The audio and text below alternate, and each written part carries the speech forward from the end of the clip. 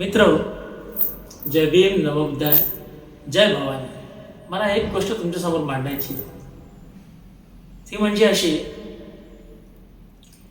की बहुजन समाजातील एक तरी नेता आपल्याला शोधून बघता येईल का की ज्याने त्यांच्या पक्षातील कार्यकर्त्याला किंवा पदाधिकाऱ्याला मोठं होताना बघितलंय किंवा मोठं करताना त्यांच्या हातामध्ये काही धुरा दिलेली.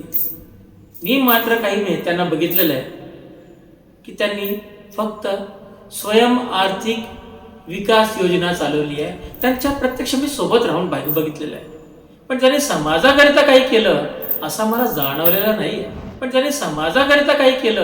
असा मला जाणवलेला नाही आहे. म्हणूनच मी प्रयत्न करतोय की आमचा जो पक्ष आहे, आपली प्रजाहित पार्टी, या पक्षाच्या माध्यमातून जे सुद्धा पदाधिकारी, जे सुद्धा कार्यकर्ते काहीतरी आपलं अस्तित्व बनवण्याचा प्रयत्न करतायत, त्यांना मी पूर्णपणे सहकार्य करेन, त्यांच्या पाठीशी उभा राहील आणि त्यांना मोठं करेन. हा माझा ध्येय आहे आणि हाच माझा उद्देश आहे. जर माझा कार्यकर्ता जर मोठा झाला, तो त्याच्या कार्यामध्ये जर सफल झाला, तरच आम्ही सगळे मिळून या महाराष्ट्राकरिता, या देशाकरिता आणि विशेष म्हणजे बहुजन समाजाकरिता आम्ही काहीतरी करण्यात सफल होऊ.